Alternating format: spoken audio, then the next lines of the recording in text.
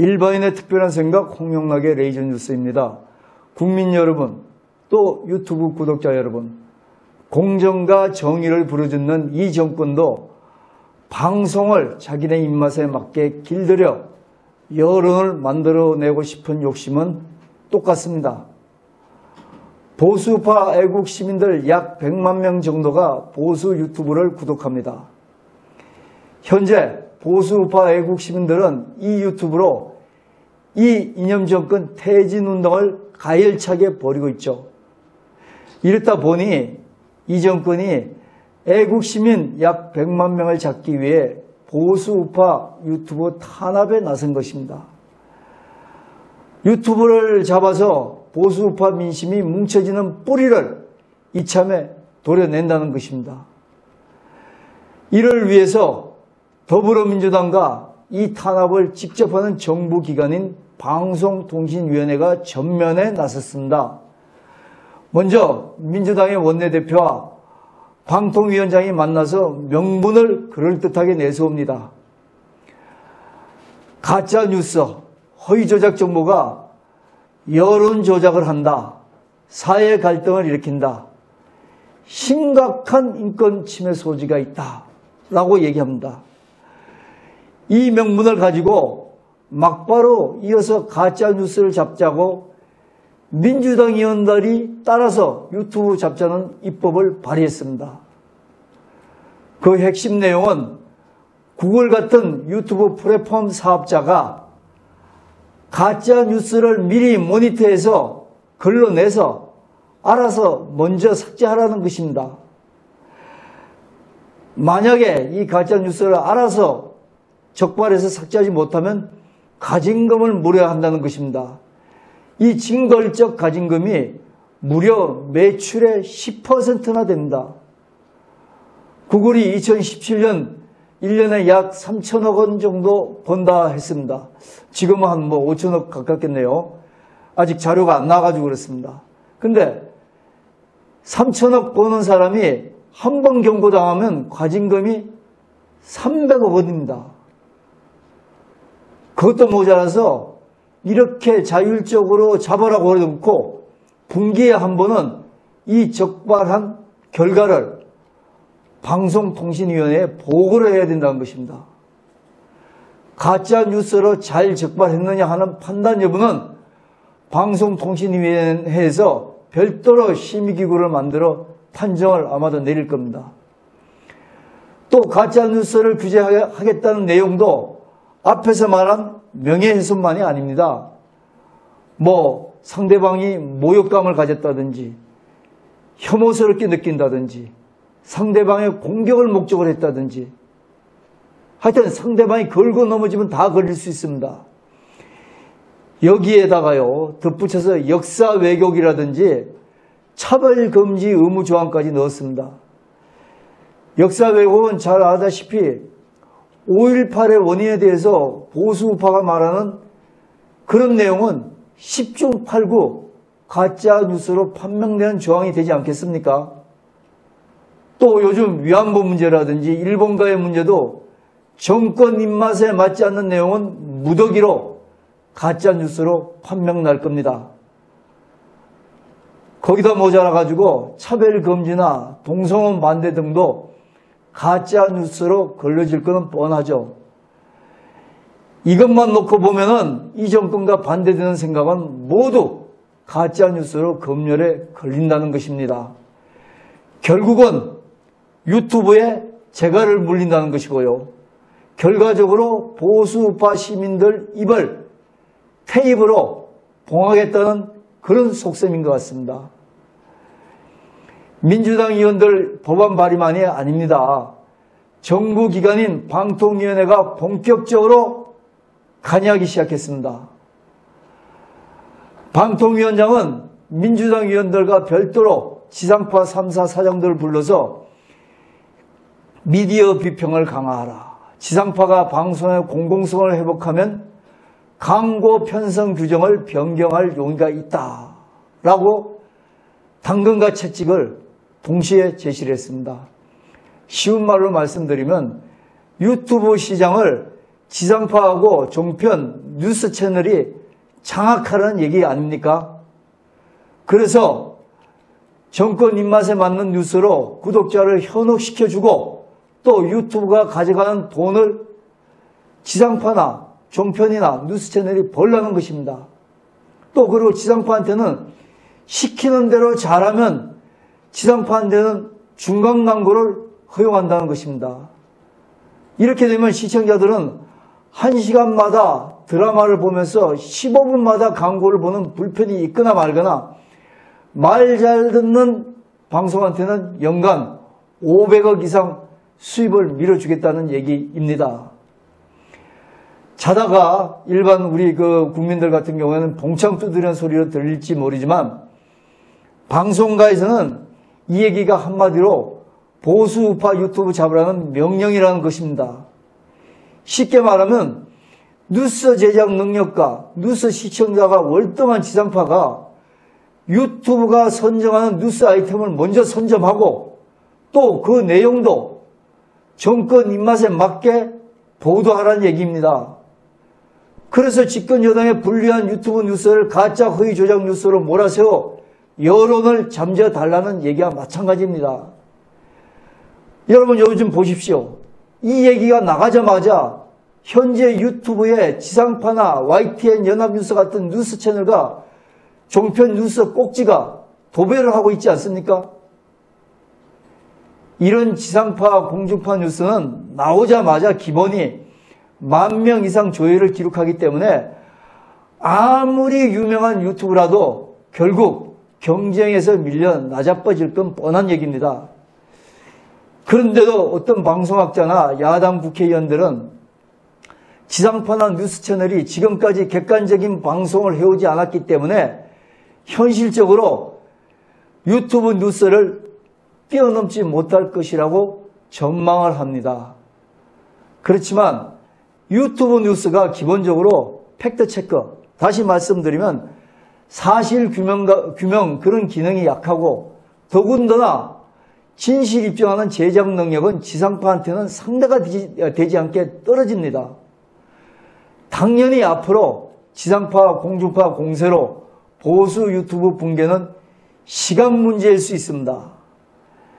이렇게 보수 유튜브가 무너지면 보수우파 세력도 이 정권에 맞설 수 있는 힘이 같이 떨어질 것은 불보듯이 훤하지 않습니까? 그때는 이 정권이 지금보다 더 멋대로 이 나라를 좌지우지하지 않겠습니까? 이 보수 유튜브가 없어지는 것을 막기 위해서는 그래서 첫 번째로 그 무엇보다도 먼저 보수우파 애국 시민들이 적극 나서야 합니다. 보수우파 국민들이 같이 살고 같이 죽는다는 의지를 가지고 진정성 있는 보수우파 유튜브한테 구독과 조회를 지금보다 더 적극적으로 밀어주는 것이 현재는 최선의 방법입니다. 그 이외에 둘째로는 자유한국당과 야당 의원들이 보수 유튜브가 망하면 야당도 괜찮을 것 같지만 치명적인 타격을 입을 수 있음을 생각해서 민주당의 유튜브 탄압 법안을 지금의 미연에 막아주는 겁니다. 지금까지 박대출 의원만 이 법안에 반대하는 성명서를 발표했을 뿐입니다. 또 셋째로는요, 구글 유튜브 플랫폼은 법도 제정되기 전에 벌써부터 알아서 보수우파 유튜브에 전면적으로 노란 딱지를 붙이고 있습니다. 보수 유튜브에 딱지 붙이기 전에 인터넷은 통신사업에 속하기 때문에 내용 규제는 불법이라는 것을 구글은 한 번이라도 생각해 봤는지 묻고 싶습니다. 전 세계에서 과징금을 부과한 나라는 없다는데도 알아서 이 정권이 보수 유튜버가 국민을 탄압하는데 앞장서고 있지 않습니까? 구글한테 돈을 벌어주는 것이 거기에 광고 내는 광고주만 아닙니다. 구독자가 결국은 조회해줘야지 광고도 붙는 거 아니겠어요? 구독자인 일반 국민을 이렇게 업신 여겨서야 되겠습니까? 연말이면 디즈니 플러스, 애플 TV, 아마존, 페이스북 같은 대형 글로벌 온라인 동영상 서비스 이건 뭐 여기 얘기하긴 뭐하지만 OTT라는 전문 용어입니다. 그런 회사가 한국에 들어옵니다. 자, 구글 이렇게 하면 그때 우리 국민들 구글에 어떤 태도로 대하겠습니까? 그때 불매운동 한다고 뭐라고 할 수 있겠습니까? 정권이 구글 같은 외국 사업자를 잡을 방법이 없기 때문에 정보통신망법 등의 역외 규정, 이게 규정이 없으니까 억지로 만들어서 그런 것을 어거지로 신설해서 해외 사업자도 국내 사업자와 동일하게 규제를 받게 하는 거 뻔히 알지 않습니까? 그러면서도 거기에 동조하는 것은 보수 유튜버를 일방적으로 탄압하는 거 아닙니까? 자, 넷째요. KBS, MBC, SBS, 지상파, YTN 같은 뉴스 채널, 그리고 일부 종편들, 지금까지 정권의 입맛에 맞춰 뉴스 보도해주다 보니까 시청률 2%도 안 되고 1% 겨우 넘고 이런 지경까지 망해가고 있습니다. 이제까지 정권 눈치 보다가 사실 보도도 못했지 않습니까? 비판이라는 뉴스 기능을 제대로 못하는 방송이 방송입니까? 그런데도 지금 와서 정권이 돈으로 밀어준다니까 막내 동생 유튜브 밥그릇까지 뺏어먹는 무렴치한 짓을 해서야 되겠습니까? 정신 차리십시오. 언론이면 언론답게 하십시오. 자, 다섯째, 보수 유튜버들은 직격탄으로 당연히 가장 큰 피해를 보지 않겠습니까? 구글이 10% 가진금을 받으면 보수 유튜버한테 그만큼 또 피해를 주지 않겠습니까? 한 달에 200만 원 버는 유튜버가 지금처럼 노란 딱지 10번 붙이면 헛고생합니다. 자, 지금 와서 해결책은 많이 버는 소위 황제 유튜버와 현장에서 땀 흘리면서 고생하는 개별 유튜버들 이유가 없습니다. 간단 없이 이제는 단결해야 합니다. 힘을 합해서 성명서도 내고 집회 때 전단지도 돌리고 찾아가서 시위 왜 못합니까? 아직까지도 서로 밥그릇 싸움하다 결국 모두가 폐업으로 이어질 수밖에 없습니다. 보수 유튜버 폐업은 이 나라의 보수우파 시민들의 몰락도 분명히 가져올 수 있습니다. 자, 이 정권이 마지막으로 장악하라는 게 바로 보수 유튜버입니다. 법으로 따져봐도요, 헌법 21조에 명시된 표현의 자유와 국민의 알 권리 조항을 완전히 무시하는 얘기입니다. 사실 명예훼손과 인신공격을 문제 삼는다면 현행법으로 얼마든지 처벌이 가능하지 않습니까? 이 정권이 야당일 때 방송 탄압하지 말라고 얼마나 표현의 자유와 국민의 알 권리를 덜 먹였습니까? 그렇지 않습니까? 이때까지. 그런데 지금 와서 사적인 통신기구인 유튜버를 굳이 언론으로 인정해서 규제한다고 하면은, 그렇다면 봅시다. 방송법 제2조 25항에 명시된 구독자인 시청자들의 보편적 시청권을 이 자체가 무시하는 또 불법 행위를 저지르는 거 아니겠습니까? 정부 여당이 보수 유튜브 잡으려고 앞서서 법을 짓밟고 진기는 겁니다. 그리고 국민들 보고 뭐 법을 따르라고요? 법을 준수하라고요? 자, 무엇보다도 국민과 보수 우파 애국 시민들은 이 정권의 보수 유튜브 규제가 현행법에도 저촉될 뿐더러 헌법 정신에도 위배된다는 것을 같이 분노해 주셔야 합니다. 일반인의 특별한 생각, 홍용락의 레이저 뉴스였습니다. 제18대 대통령에 당선된 박근혜 대통령은 51.6%인 1,500만 여표로 대한민국의 최초 여성 대통령이 되셨습니다. 부친 박정희 대통령의 정신을 가지고 대한민국과 결혼했다고 하는 그는 오직 대한민국만을 바라보고 국정을 해오던 중 온갖 불의한 세력들에 의해 탄핵이라는 어처구니 없는 불행한 사태를 맞아 지난 2017년 3월 31일 서울구치소에 수감되어 지금까지 옥살이를 하고 있습니다. 시간이 지나면서 박근혜 대통령의 결백이 알려지고 있는 가운데 분노하고 있지만 정작 박근혜 대통령께서는 구치소 안에서 홀로 꿋꿋이 투쟁을 하며 3년, 30년, 300년을 구형하던 불의한 재판에 타협하지 않고 계십니다. 박근혜 대통령의 존재가 정의와 자유를 사랑하는 정의로운 국민들의 희망일 것입니다. 하지만 오랜 기간 동안 구치소 생활 가운데 정신은 강할지라도 육신은 쇠약해져 계실 것입니다. 이에 여러 국민들의 도움이 절실히 필요합니다. 그것은 바로 엽서와 서신 보내기입니다. 지금까지 엽서 서신 보내기에 동참한 국민들은 약 15,000명 내외로 보여집니다. 이는 박근혜 대통령을 18대 대통령으로 선택해 주신 유권자 1,500만 명의 0.1%에 해당하는 아주 적은 수치입니다. 대통령께서 더욱 꿋꿋하게 버티시게 하는 힘은 국민 여러분들의 관심 어린 서신입니다. 아직까지 동참하지 못하고 계시는 국민들께서 적어도 10% 정도인 150만 명은 엽서 서신 보내기에 꼭 참여하셔서 대통령을 다시 볼 수 있을 때까지 이 일에 함께 해주시면 좋겠습니다. 매일같이 산더미처럼 배달되는 여러분들의 엽서 서신을 통해 대통령께서는 크게 힘을 얻게 될 것입니다. 참여하는 방법으로는 선구자 방송에서 발행한 엽서를 주문하여 보내시고자 하시는 분들은 선구자 방송 연락처 010-2507-4861에 문자로 여러분의 성함과 정확한 집 주소와 엽서 수량을 적어 주시기를 바랍니다.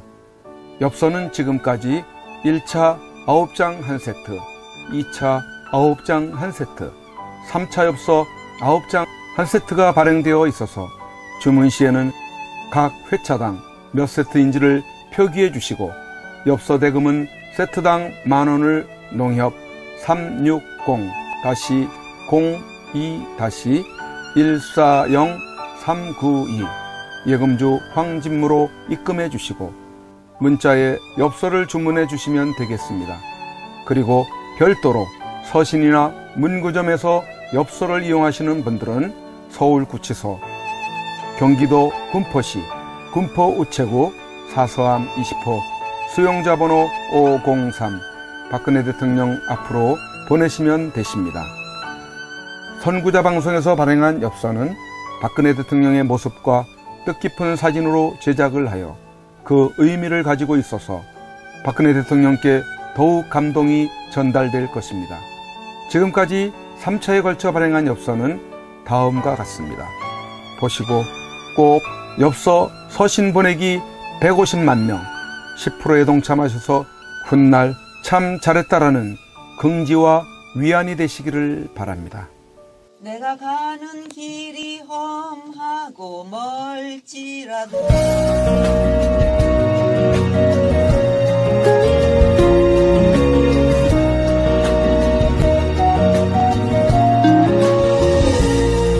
내가 가는 길이 험하고 멀지라도 그대 함께 간다면 좋겠네.